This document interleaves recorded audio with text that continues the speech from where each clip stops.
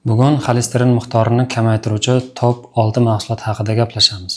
Shuningdek, videomizda oxirida ko'p qarama-qarshiliklarga, muhokamalarga sabab bo'ladigan, O'zbekiston hududida aholimiz tomonidan sevib iste'mol qilinadigan qo'y go'shti va uni tarkibidagi yog'larni iste'mol qilish xolesterin miqdorini oshiradimi yoki kamaytiradimi?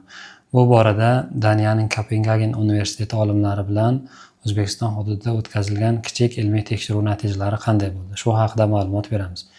Videoni asosiy qismiga o'tishdan oldin xolesterinda inson organizmidagi ahamiyati nima? Yaxshi va yomon xolesterin tushunchalari, xolesterin almashinuvi buzilish kasalliklari, o't tosh kasalligi va ateroskleroz, kundalik faoliyatimizda iste'mol qiladigan yog'lar nuqtai nazaridan qaysi yog'lar xolesterin miqdorini oshiradi, qaysi yog'lar xolesterin miqdorini kamaytiradi? Shu haqida ma'lumotga ega bo'lishimiz kerak. Xolesterin inson organizmida barcha hujayralarda qobig'ini tuzilishda vitamin D, o't kislotalari, jinsiy gormonlar, estrogen, progesteron, testosteron va kortizol kabi gormonlar sintezida muhim ahamiyat kasb etadi. Inson organizmida hosil qilinadigan xolesterinda ikkita katta guruhga ajratamiz. Birinchisi inson organizmida sintezlanadigan xolesterin. Buni endogen xolesterin deb ataymiz.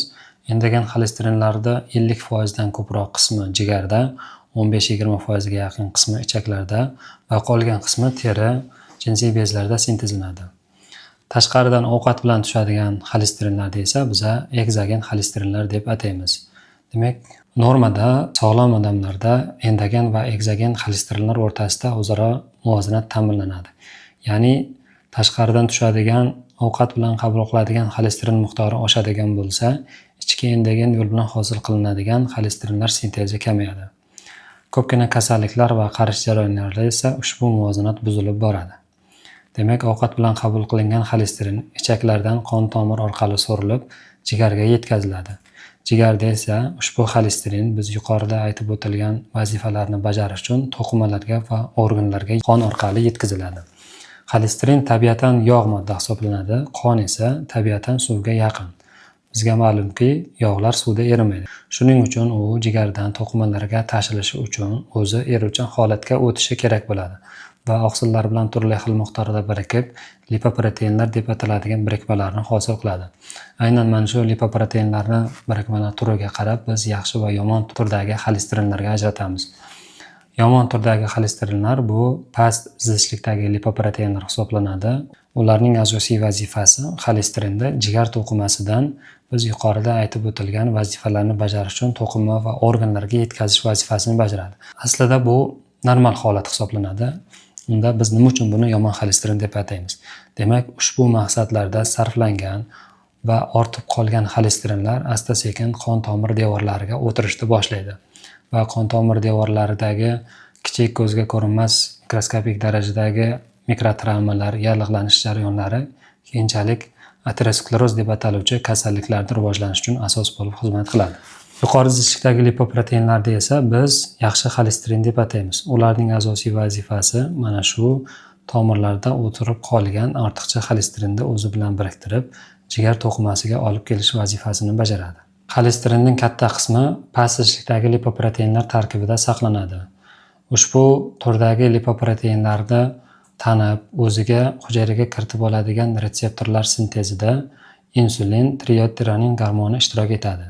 Ya'ni ushbu gormonlar ushbu retseptorlar faolligini oshiradi va hujayralar tomonidan xolesterin ko'p o'zlashtiriladi. Shuning uchun qandli diabetda va gipotireozda ateroskleroz rivojlanish xavfi yuqori bo'ladi. Xolesterinning katta qismi organizmda o't kislotalari sintezi uchun sarflanadi. O't kislotalari xolesterin, fosfolipidlar bilan birgalikda o't suyuqligini hosil qiladi. O't suyuqligi normal holatda xolesterin va o't kislotalari o'zaro muvozanatda bo'ladi. Ya'ni o't suyuqligi tarkibidagi xolesterinni o't kislotalari eritib turadi. Kasalliklarda esa, demak, o't kislotalari sintezi kamayib, bunda xolesterin miqdori oshadi va ortiqcha xolesterinlar o't pufagi devorlarga o'tirib, qumlar hosil qilib, keyinchalik toshlar hosil bo'lishiga sabab bo'ladi. Bizga ma'lumki, o't suyuqligi tarkibida, demak, xolesterin, o't kislotalari, fosfolipidlar va bir qancha murakkab kimyoviy birikmalar mavjud bo'ladi. Bu yerda asosiy e'tibor, demak, o't kislotasi bilan xolesteringa qaratiladi. ular o'zaro muvozanat holatida saqlanadi, ya'ni xolesterinda o't kislotasi eritib turadi. Kasalliklar hisobiga xolesterin miqdorining ortishi yoki o't kislotalari sintezini kamayishi muvozanati buzilishiga va asta-sekin xolesterinlarni o'zaro birikib, o't pufagi devorlariga cho'kishiga, asta-sekin tosh hosil bo'lishiga zamin yaratadi. O't kislotalari o't suyuqligi bilan ichakka tushgandan keyin, demak, o't tuzlariga aylanadi. O't tuzlari esa yana qaytadan ichaklarga so'rilib, jigarga boradi va enterogepatik yo'l degan siklni hosil qiladi. Har bir o't tuzlari mana shunaqa 5-6 marta siklda qayta aylanib o'tadi. Xolesterin miqdorini kamaytiradigan dorilarning mexanizmi aynan shu qismga, shu joyiga tegishli guruhlari bor, ya'ni o't tuzlarini qayta so'rilishini kamaytirish. O't tuzlari qayta so'rilishi kamaygandan keyin xolesterindan o't kislotalari sintezi uchun sarflanaveradi va organizmda xolesterin miqdori kamayishiga olib keladi. Endi kundalik faoliyatimizda ishlatadigan yog'lar. Qaysi yog'lar xolesterin miqdorini oshiradi, qaysi yog'lar xolesterin miqdorini kamayadi, buni ham aniq bilib olishimiz kerak. Ishlatadigan yog'larni asosan 3 ta guruhga ajratishimiz mumkin. Bu birinchisi trans yog'lar, ikkinchisi to'yingan yog'lar va uchinchisi to'yinmagan yog'lar. Demak, birinchisi bu trans yog'lar. Organizm uchun eng zararli hisoblanadigan yog'lar aynan shu guruh yog'lari hisoblanadi. Trans yog'lar o'tgan asrda boshlarida gidrogenizatsiya deb ataladigan texnologik ishlov berish yo'li bilan o'simliklar moyidan olingan. Ushbu yog'larning asosiy vakili bu margarin hisoblanadi. Margarin hozirgi kunda ham oziq-ovqat sanoatida keng ishlatiladi. Non mahsulotlari, shirinliklar, qaymoqlar tarkibida margarin haligacha ishlatiladi. Trans yog'lar oziq-ovqat sanoatiga vaqtida to'yingan yog'larning o'rniga kirib kelgan. To'yingan yog'lar o'sha vaqtida xolesterin miqdorini oshiradigan, sog'liq uchun zararli deya baholangan va o'rniga nisbatan zararsiz, balki foydali deb ataladigan trans yog'lar kiritilgan. Va yillar o'tib trans yog'larni ham inson organizmi uchun zararli ekanligi, xolesterin miqdorini ortishi, ushbu yog'larni iste'mol qilish infarkt, insult xavfini oshirishi haqidagi ilk ma'lumotlar paydo bo'ldi. Ular ishlatish uchun oson, arzon bo'lgan, shuning uchun keng foydalanila boshlandi. Uzoq yillik foydalanishlardan keyin trans yog'larni ham inson organizmi uchun zararli ekanligi, infarkt, insult xavfini oshirishi haqida dastlabki ma'lumotlar paydo bo'la boshladi. Mana shu fikrlarni dastlab bildirgan olim 1959-yilda Fred Kummeroff bo'ldi. Olim butun umri davomida Amerika oziq-ovqat sanoat agentligi bilan trans yog'larni oziq-ovqat sanoatida cheklash borasida kurash olib bordi. Va nihoyat 2015-yilda Amerikada trans yog'larni oziq-ovqat sanoatida ishlatishni taqiqlash to'g'risida qaror kuchga kirdi va olim aynan shu yili 102 yoshida o'zi ham vafot etdi. Demak, o'sha vaqtda taqiqlangandan keyin qisqa vaqt ichida trans yog'larni cheklash natijasida yurak va qon tomir kasalliklaridan kuzatiladigan infarkt, insult holatlari sezilarli darajada kamayganligi haqida meta tahlillar o'z xulosalarini berdi. Hozirgi kunda trans yog'lardan foydalanish ko'pgina davlatlarda cheklangan yoki miqdori kamaytirilgan. Trans yog'larni inson organizmiga zararli tomonlari ko'p komponentli bo'lib hisoblanadi. Ular organizmda nafaqat yomon xolesterin miqdorini oshiradi, balki yaxshi xolesterin miqdorini kamaytiradi. Jigarlarni shikastlaydi, tomirlarda doimiy yallig'lanish jarayonlarini chaqiradi, qandli diabet rivojlanish xavfini oshiradi. Keyingi guruh yog'lar to'yingan yog'lar. To'yingan yog'lar bu hayvon mahsulotlari, demak, go'sht yog'lari, sut, pishloq mahsulotlarini to'yingan yog'larga kiritamiz. Shuningdek, ba'zi o'simlik, kokos va palma yog'lari ham to'yingan yog'larga kiradi. Trans yog'lar ixtiro qilingandan keyin to'yingan yog'lar ateroskleroz xavfini kuchaytiradi, yurak qon tomir asoratlari xavfini oshiradi degan fikrlar, hisobotlar bo'lgan. 2003-yilda Jahon Sog'liqni saqlash tashkiloti ham to'yingan yog'larni ko'p iste'mol qilish yurak qon tomir kasalliklar asoratini oshiradi degan hisobot e'lon qilishgan. Lekin keyingi yillarda olib borilgan keng o'lchamli meta tahlillar shuni ko'rsatdiki, to'yingan yog'larni iste'mol qilish orasida yurak va qon tomir kasalliklari, infarkt, insult uchrash chastotasi yuqori bo'lishiga haqida o'zaro bog'liqlik aniqlanmadi va olimlar demak ushbu xulosani qayta ko'rib chiqishga chaqirishmoqda.